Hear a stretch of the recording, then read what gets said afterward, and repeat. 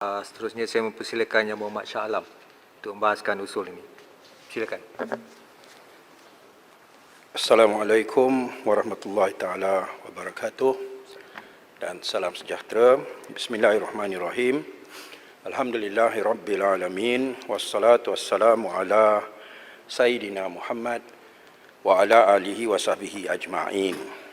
Ibn Taymiyah telah menyatakan, innallaha yuqimud daulah al-adilah walau kanat kafirah wa la yuqimud daulah zalimah walau kanat muslimah.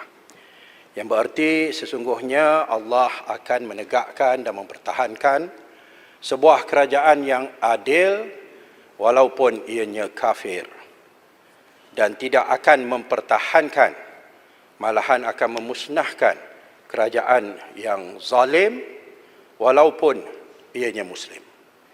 Ini merupakan satu penulisan yang bertujuan untuk menggalakkan dan mendorong pemerintah-pemerintah di negara-negara umat Islam supaya mementingkan persoalan keadilan dan jangan menganggap bahawa semata-mata kerana mereka adalah kerajaan muslim maka mereka akan dilindungi.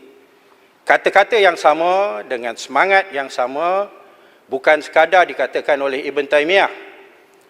Imam Al-Ghazali di dalam kitabnya Nasihat Al-Muluk, Nizamul Mulk, Ulama Al-Tusi di dalam kitabnya Siyar Al-Muluk juga mengeluarkan kata-kata yang mempunyai makna dan nasihat yang sama, yang berbunyi Al-Mulk yabqa ma'al kufr wala yabqa ma'al zulm. Maknanya kerajaan boleh kekal walaupun ianya kafir, tetapi kerajaan tak boleh kekal kalau ianya zalim. Datuk Speaker, kerajaan, Perikatan Nasional dan golongan Muafakat Nasional adalah kesatuan atas sama-sama Melayu Islam semata-mata, tanpa memberikan penekanan dan penegasan kepada persoalan keadilan dan menentang kezaliman. Atas semangat inginkan kesatuan di kalangan orang Melayu yang beragama Islam, maka mereka telah bersekongkol dan bersepakat untuk menjatuhkan kerajaan Pakatan Harapan. Kerajaan Perikatan Nasional ini merupakan satu kerajaan yang tidak mempunyai asas yang kukuh. Walaupun Yang Berhormat Sikh tempoh hari telah menyebut, bersatu kita kukuh, bercerai kita roboh. Hanya bersatu atas dasar kaum dan agama yang sama tidak mencukupi.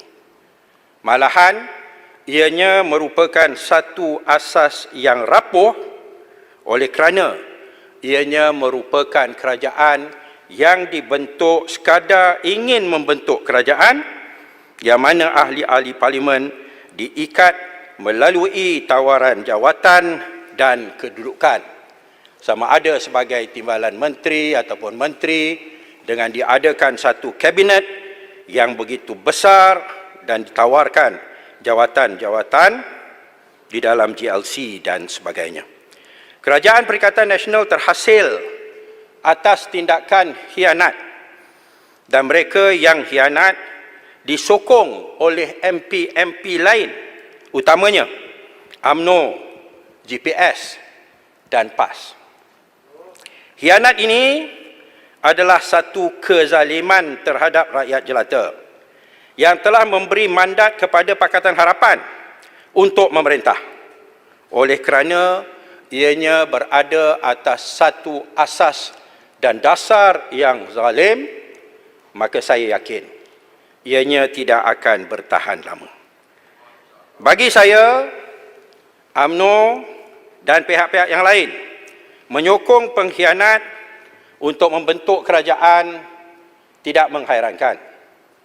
UMNO pernah melakukannya sebelum ini semasa kerajaan negeri Perak, yang mana tindakan khianat dan pembentukan kerajaan pintu belakang telah dikutuk oleh almarhum Tok Guru Nik Abdul Aziz Nikmat dengan sekeras-kerasnya. Yang menghairankan saya ialah tindakan PAS yang sanggup menyokong golongan pengkhianat, sedangkan ianya merupakan satu sikap dan pendirian Shah Alam. yang bercanggah dengan tuntutan Islam. Islam mengutamakan sifat amanah dan mengutuk sekeras-kerasnya tindakan khianat. Hadis Rasulullah sallallahu alaihi wasallam, la imana liman la amanata lahu. Tidak ada iman bagi mereka-mereka yang tidak ada amanah pada diri mereka. Sedangkan sokongan terhadap pengkhianat amat tidak bertanggungjawab. Silakan. Terima kasih Muhammad Shah Alam. Saya ingin bertanya berkenaan dengan isu khianat tadi. Adakah tindakan beberapa ahli parlimen yang keluar daripada PAS selepas kalah pemilihan Muktamar 2015 juga boleh ditafsirkan sebagai khianat? Terima kasih Muhammad. Terima kasih. Saya pun memang mengharapkan soalan itu ditanya. Ya, kerana tindakan kita tidak menghasilkan jatuhnya kerajaan, nombor satu. Nombor dua, kita telah keluar daripada PAS kerana PAS yang telah menang, khususnya di kawasan dan negeri seperti negeri Selangor, telah menang dengan sokongan Pakatan Rakyat. Dan saya sebagai calon di Shah Alam telah melihat bagaimana anggota PKR, anggota DAP telah bekerja keras mengempen untuk saya. Dan akhirnya saya mencapai kemenangan. Sedangkan PAS berusaha untuk keluar daripada Pakatan Rakyat dan itu merupakan pengkhianatan oleh PAS terhadap Pakatan Rakyat. Kekuatan PAS sebenar di Shah Alam boleh dilihat dalam pilihan raya yang ke-14 di mana saya telah bertanding atas tiket Pakatan Harapan dalam pertandingan 3 penjuru.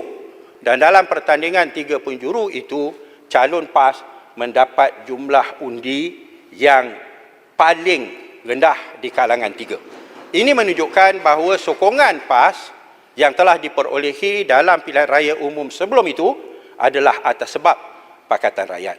Sebenarnya PAS melakukan satu kesilapan besar, meninggalkan Pakatan Rakyat. Kalau PAS bersama dengan Pakatan Harapan sekarang ini, PAS akan mempunyai hampir 40 kerusi parlimen. Di antara sekarang dengan amanah 18 dengan 11 adalah sudah 29. Ada lagi kerusi-kerusi yang boleh dimenangkan. Tetapi oleh kerana ada niat untuk khianat, berdiri sendiri dengan andaian sendiri lagi kuat, maka walaupun menang di Kelantan dan Terengganu dan sekarang ini di Kedah, hakikatnya kalau PAS bersama dengan Pakatan Harapan dalam PRU ke-14, kita ada kerajaan di Johor, kita ada kerajaan di Melaka, kita ada kerajaan di Perak, kita ada kerajaan di Negeri Sembilan, kita ada kerajaan di Kedah, kita ada kerajaan di Selangor, yang mana kesemuanya PAS akan menyertainya. Hari itu Pasir Putih, Pasir Putih, Pasir Putih Salah. kata nak tunggu pilihan raya ke-15 nak dapat 2/3. Hakikatnya kalau tak keluar daripada Pakatan Rakyat tempoh hari dan membawa dasar Melayu Islam dan kekal sebaliknya dengan dasar PAS for All yang telah diperjuangkan oleh almarhum Tok Guru Nik Aziz, kita sudah boleh dapat 2/3 sekarang. Setiu. Minta maaf ya. Setiu. Salam. Setiu. Sokongan terhadap pengkhianat amat tidak bertanggungjawab. Setiu, minta Kerana laluan, masa tak mengizinkan. Sikit je. Kalau ada masa saya beri. Sokongan kepada kerajaan yang diasaskan oleh pengkhianat tidak bertanggungjawab. Walaupun disokong UMNO, PAS, Kerajaan Perikatan Nasional tetap merupakan kerajaan lemah bagaikan telur di hujung tanduk. Majoriti yang tipis, beza 3 saja. Kerajaan lemah tidak akan menghasilkan keyakinan di kalangan pelabur, malahan di kalangan rakyat, dan semua merasa tidak aman. Ini merupakan satu tindakan yang tidak bertanggungjawab, yang hasilnya kerajaan yang lemah, dan pengkhianatan yang seperti ini adalah bercanggah dengan kepentingan rakyat dan negara. Tindakan sokongan kepada pengkhianat juga merupakan tindakan yang tidak bertanggungjawab. Bukan sekadar pengkhianat yang tidak bertanggungjawab, kerana tindakan mereka telah menghasilkan satu kerajaan yang lemah daripada kerajaan yang asalnya kukuh, yang pelabur pun selesa, rakyat pun rasa aman. Tetapi bila mereka khianat, terhasil satu kerajaan yang lemah bagaikan telur di hujung tanduk, oleh kerana bukan sekadar mereka khianat, tetapi mereka disokong oleh golongan yang suka pada pengkhianat. Parti Islam yang berpegang pada Islam seharusnya menolak pengkhianat dan hormati mandat serta pilihan rakyat. Tidak wajar sekali-kali menyokong pengkhianat, lebih-lebih lagi untuk menghasilkan kerajaan lemah dan tidak stabil. Parti Islam sebaliknya, kalau benar-benar pegang kepada ajaran Islam, membantu kerajaan yang dikhianati dan bukan pengkhianat. Rakyat sedang melihat. Menyokong PH yang dikhianati akan menghasilkan kerajaan yang lebih stabil. Kalau sekarang ni ada 109, kalau PAS yang ada 18 bersama dengan PH, kita akan ada 127 kerusi. Kerajaan yang stabil. Ini tindakan parti yang bertanggungjawab, bukan menyokong pengkhianat dan menghasilkan kerajaan yang lemah dan tidak dihormati. Saya beri sepang pasal saya ambil petikan tulisan Imam Ibn Taymiyah daripada Salam. Terima kasih pada Syed Alam. Syed Alam, saya nak tanyalah Syed Alam, Syed Alam ni tak patutlah ambil kajian. Bila ambil kajian ni, boleh dapat GLC, dapat duta khas, dapat di menteri, okeylah tu. Apa Syed Alam nak marah-marah ni? Terima kasih. Baik, terima kasih YB Sepang. Saya ingat soalan itu semua tahu jawapannya. Perjuangan kita bukan untuk itu, tetapi perjuangan kita ialah untuk mewujudkan sebuah negara yang aman, yang maju, yang bersatu padu, di mana perkauman ditolak dan kezaliman dilihat jijik dan tidak ada tempat. Saya nak jawab juga Pekan, yang berhormat Pekan, yang dalam ucapannya, yang bab ini dah habis, saya masuk bab nak jawab ucapan YB daripada Perikatan Nasional. Saya jadi menteri kan nak jawab ni? Ya, insya-Allah. Pekan akan ada menyebut DBKL meluluskan perhimpunan tablik semasa suasana pandemik. Hakikatnya bukan DBKL yang meluluskan, tetapi sebaliknya pihak polis yang di bawah Kementerian Dalam Negeri yang dipimpin oleh Yang Berhormat Pagoh. Kalau Pekan tak puas hati, tanyalah YB Pagoh, ya. DBKL hanya meluluskan permohonan tutup jalan yang dipohon penganjur setelah perhimpunan diluluskan pihak polis.